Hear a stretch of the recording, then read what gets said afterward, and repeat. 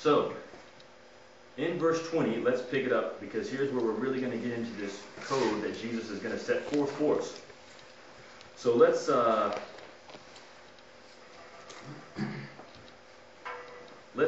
just with the first phrase here, and then we're going to jump ahead. So in this great group of people that are made up of all different types, Jesus turns, and who does he speak to? His disciples. That's important to realize.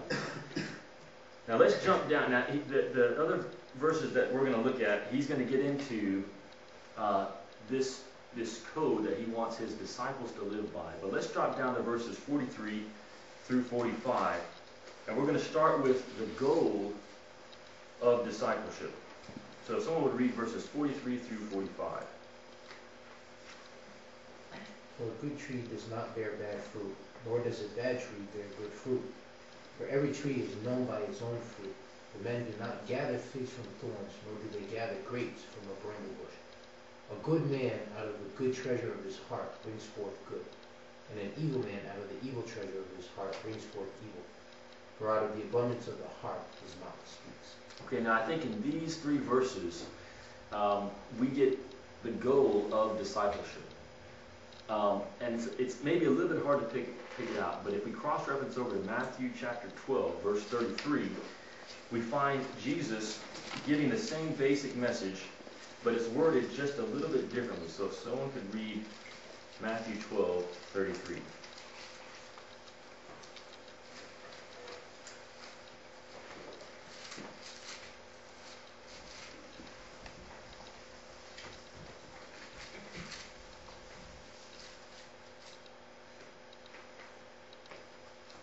Make a tree good, and its fruit will be good. Make a tree bad, and its fruit will be bad. For a tree is recognized by its fruit. Okay, so what was Jesus really challenging them to do? Produce fruit. What do you guys think? You got produce fruit? To act on what they know. To act on what they know? I mean, what does he tell them? What does he tell them to do? Make the tree. Make the tree good. So the whole point is the tree needs to be a good tree. Now, so we've got to figure out what makes the tree good. I think it's in verse, we got to flip back over to Luke 6, sorry. So we kind of get that same idea in verse 43. My version says a good tree can't produce bad fruit. So you're not focusing on the fruit, you're focusing on the tree, because whatever the tree is will determine what fruit comes out. A good tree can't produce bad fruit. A bad tree can't produce good fruit. A tree is identified by its fruit. Figs never grow on thorn bushes, nor grapes on bramble bushes. So what makes the tree good? I think it's verse 45. The good man out of the good treasure of his heart brings forth what is good. The evil man out of the evil treasure of his heart brings forth what is evil. So Jesus gives two analogies here. One is of a tree with fruit, and the other is of treasure. Now, the tree is identified by what? Fruit. Okay, so fruit. Now, fruit is fruit an internal or an external thing? It's external, right? It comes out of the tree. And what Jesus tells us is that's how you can know what's on the inside. Okay? Now, in verse 45, it's not fruit that he's talking about. What's he talking about there? Treasure. Treasure. Now, looking at verse 45, is treasure internal or external? Internal. It's internal. The good man out of the good treasure of his heart brings forth what is good. And so the rest of Luke 6 is going to tell you how to put treasure in, how to put good treasure in, so that good fruit will come out. So if you're just trying to make good fruit, but you're not becoming a good tree, then that's not going to work. And Jesus' admonition is to make the tree good. So discipleship is the code that we as followers of Christ seek to live by, so that we're investing good treasure in, so that we can bear good fruit out. And we're going to look at this in three parts, starting back in verse 20 again. So let's read verse 20 through 42. This is kind of a long section.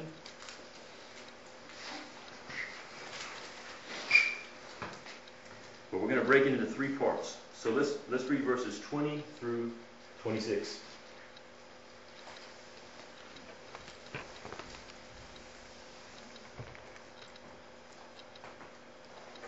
Look at his disciples, he said. Blessed are you who are poor, for yours is the kingdom of God.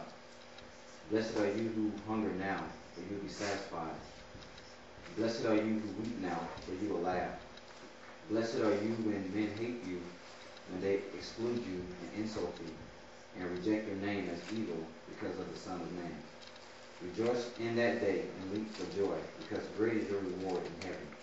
That is how their fathers treated the prophets. But woe to you who are rich, for you have already received your comfort. Woe to you who are well fed now, for you will go hungry. Woe to you who laugh now, for you will mourn and weep.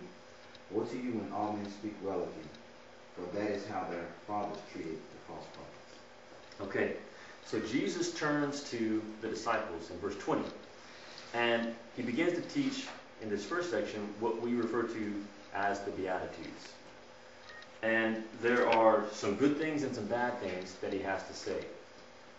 So, but all these things, if I was to try to summarize them, I would say that what Jesus is really getting at is your view of life.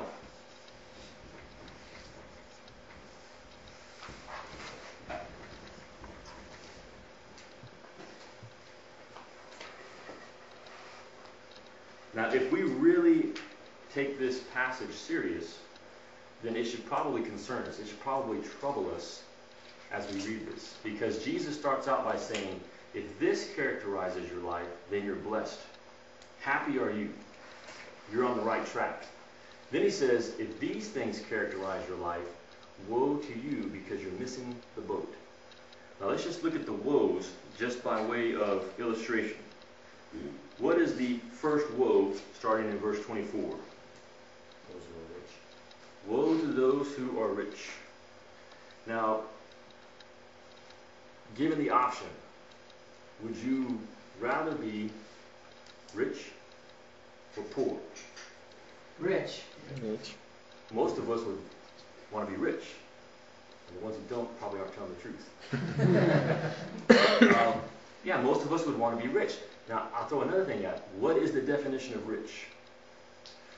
Well, we could talk about it, but I would suggest this. Anytime that your income exceeds what you need to get by, you're rich. So you have certain things that you need just to make it in life. Anytime what you're bringing in is more than that, you're rich. Then it's just a question of how rich. Some people are more rich than others. But anyone who has everything that they need for life and more is rich. So we have things like the poverty line that we use for statistics in our country, but it's arbitrary. Just someone picked a number. So many $1,000s a year for income, and if you're below that, you're poor. But that's just a human number that they've come up with. If you have more money coming in than you need, you're rich. So Jesus says if you're rich, what? Woe to you. That's a bad thing. Woe to you who are rich. Well, we're not off to a good start. I think all of us in this room should probably feel a little bit uneasy. What's the next thing that he says? Those who are full. Yeah, well, we'll lump that one in with the rich. So what's the next thing that he kind of gets at? Who laugh? Yeah, woe to you who laugh now. Now again, if you had given the choice, would you want to be in the dumps? Or would you want to kind of be enjoying life? Would you want to be happy? Would you want to be laughing? Again, well, I would want to laugh. I wouldn't necessarily want to be weeping as I go through life. But Jesus says that that's a wrong perspective. I've got a wrong view of life. And the last thing that he says is, woe to you when all men speak well of you. So, same thing. Would you want people to think well of you and speak well of you, or would you want people to say he's a dirtbag. Most of us would want people, we would want to have a good reputation. So I think what Jesus is getting at here is, what really defines your view of life, of what it means to be successful in life? Well, for most of us, it's defined by those three things. Well, if I have enough money, if I'm wealthy enough, I'm going to be happy. Or if I can really just enjoy life, if I could just have more days off, I could just relax. That's what makes life worth living. Or a good reputation, a good name.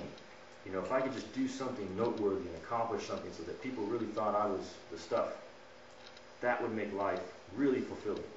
And I think what Jesus is getting at is that if we're going to be disciples, if we're going to live by this code, then we have to allow him to redefine what success in life looks like.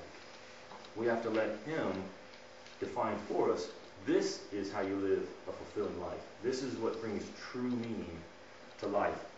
Paul picked up this idea in Colossians chapter 3, verses 1 and 2. Someone in here may have those verses memorized. And if they don't, we've got Bibles.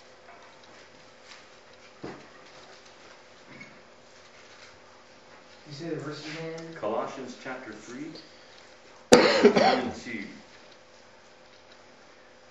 I'll read it out of the New Living Translation. It says, since you have been raised to new life with Christ, set your sights on the realities of heaven, where Christ sits in the place of honor at God's right hand. Think about the things of heaven, not the things of earth. And that's the idea, is let God transform your mind so that you're not setting your mind on the things of this earth, but the things of heaven. Let him redefine for you what your view of life really is. Well, back to Luke chapter 6. We're going to look at two more sections here. Verses 27 through 38. If one of you would read that for us.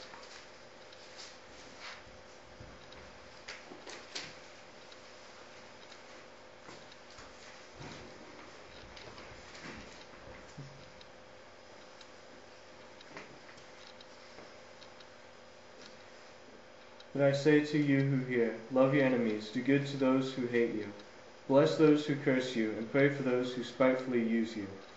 To him who strikes you on the one cheek, offer the other also. And from him who takes away your cloak, do not withhold your tunic either. Give to everyone who asks of you, and from him who takes away your goods, do not ask them back. And just as you want men to do to you, you also do to them likewise. But if you love those who love you, what credit is that to you? For even sinners love those who love them.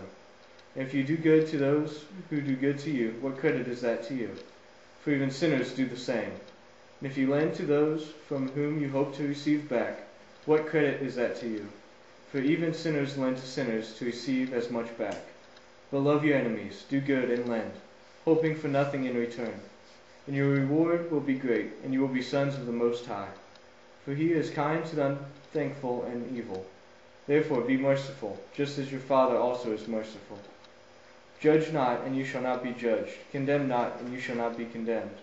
Forgive, and you will be forgiven. Give, and it will be given to you. Good measure, pressed down, shaken together, and running over will be put into your lap. For with the same measure that you use, it will be measured back to you. Okay? So followers of Christ who are living this life of discipleship, they're not only letting God redefine their whole view of life, but they're allowing him to redefine for them their view of others. There's a lot of great stuff in these verses that Jacob read for us, but I think what ties them all together is your interaction with other people. So if you go back to the beginning there, where he talks about loving your enemies, doing good to those who hate you, giving to those who ask of you, being generous, not just loving those who love you, but loving your enemies as well, praying for them, being compassionate just as your Father is compassionate, not judging them. And the summary verse is really verse 38. And in verse 38 he says, give, and it will be given to you. Good measure, pressed down, shaken together, running over, they will pour into your lap. For by your standard of measure, it will be measured to you in return. And again, this is a radical departure from what we would think on our own. Because what Jesus is basically saying is that in life, there are two types of people. There are givers and there are takers. And each of us in this room tonight is characterized predominantly by either being a giver or a taker.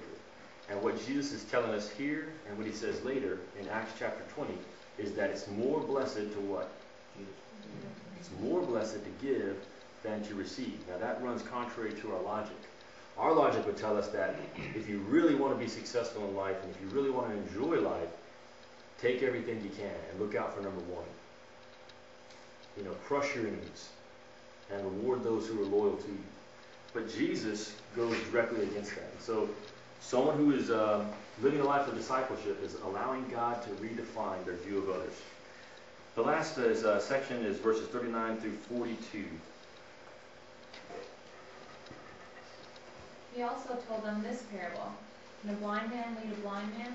Will they not both fall into a pit? A student is not above his teacher, but everyone who is fully trained will be like his teacher. Why do you look at the speck of sawdust in your brother's eye and pay no attention to the plank in your own eye? How can you say to your brother, let me take the speck out of your eye, when you yourself fail to see the plank in your own eye? You hypocrite! First take the plank out of your eye, and then you will see clearly to remove the speck from your brother's eye. Okay? And I would summarize these verses by allowing Christ to define your view of yourself. You know, why are you here? How does God see you? Well, Jesus gives us three different views here in verses 39 through 42. And the first is that you are a guide. In verse 39, he says, can one blind person lead another? Won't they both fall into a ditch? And so the first thing that disciples need to understand is that they are guides. And you're either a seeing guide who kind of knows where you're going as you're leading others, or you are a blind guide who is in danger of leading other people into a pit. So a disciple is a guide. Well, a disciple is also a student. And that's in verse 40, where Jesus says, students are not greater than their teacher, but the student who is fully trained will become like the teacher. So the way Jesus sees you is you're a guide for others. The way Jesus sees you is you're a student, you're his student. And the last thing in verses 41 and 42 is you're an example. Where he talks about taking the log out of your own eye before you take the speck out of your brother's eye. It's good to take the speck out of your brother's eye. So the point is not that you shouldn't be trying to help other people. The point is that you should be an example first so that you can help your brother in this area of need. First get rid of the log in your own eye. Then you will see clearly to deal with the speck in your friend's eye. The other thing that we see in here is some of the motivation for training. So again, he's speaking to his disciples. Verse 39 tells us why training is needed. Okay, so what does verse 39 say? Can a blind man lead blind man, or not both fall into the pit? Okay, so why do you and I need to be trained by Jesus? Right, because we are guides, we're spiritual guides, and when we get started, we don't really know what we're doing. So what Jesus is going to do is he's going to teach us how to be better guides. Verse 40 tells us the goal of training, what training is. According to verse 40, what is that? What is the objective of training? To become like Jesus. To become like Jesus, whoever your teacher is. So a fully trained person is someone who is like Jesus. And verses 41 to 42 tell us the order of training.